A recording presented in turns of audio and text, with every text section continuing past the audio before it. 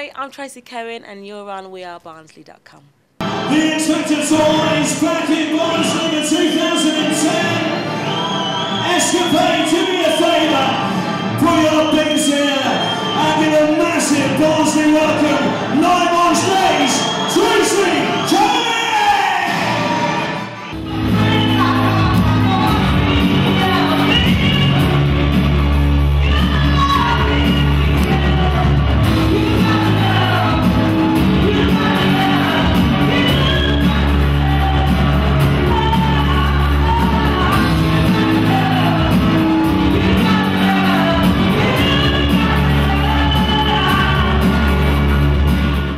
Tell us a little bit about what you're doing here tonight at Escapades. I'm going to do a meet and greet, which will be fab, so I get to meet everybody. That's always nice. And then I'm going to be performing 4 songs, so hopefully it goes good. How do you manage to pick what you're going to perform at events like this?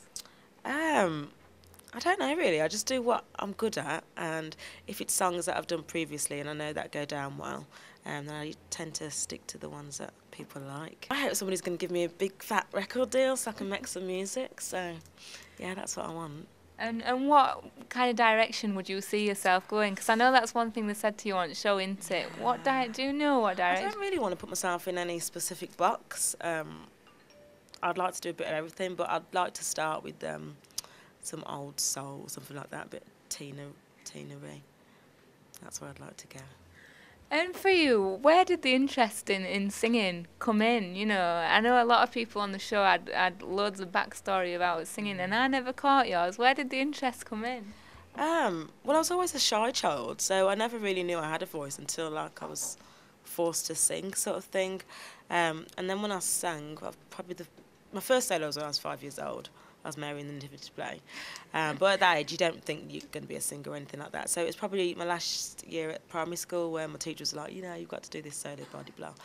And then I thought I just really want to do it, but I was always shy, so I was never, like, in the limelight. I was always forced to do it.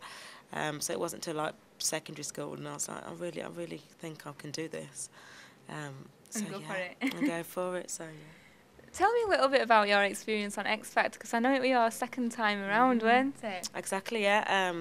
I auditioned last year, got to Simon's house in LA, and they sent me home and took the 3 boys through, which was gutting, but I don't think I really realised how far I'd got and what I'd actually done. I was just a bit like, okay. So it wasn't until I went back home and I had to go back to the call centre, it was like, oh, you know, I can't do this forever. So I made the decision to do it again the following year, which is this year, and I obviously got to judges' houses again, and Cheryl sent me home.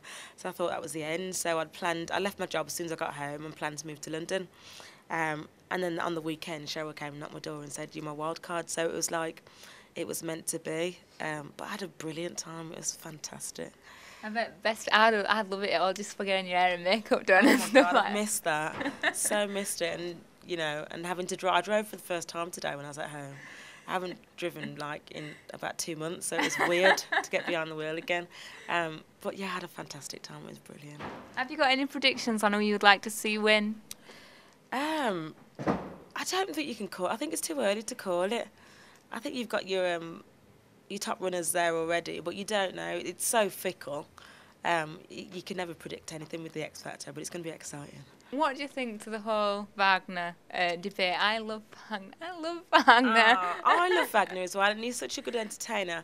Vocally, he's not the best, but it's an entertainment show, and people want to be entertained. So he's doing what the show's all about. So good luck to him. I know that's one thing that a lot of people were always on your side about, because they were saying you were one of the best singers on that show. You know, how does that make you feel when you hear people say that about you? You know what? It's great to know that people recognise my talent and believe in what I love and what I do. So that's always really nice. But you know, the show is what it is, and I just wanted to go out there and showcase my vocal, which is what I've done. And you know, I'm just really grateful for the opportunity.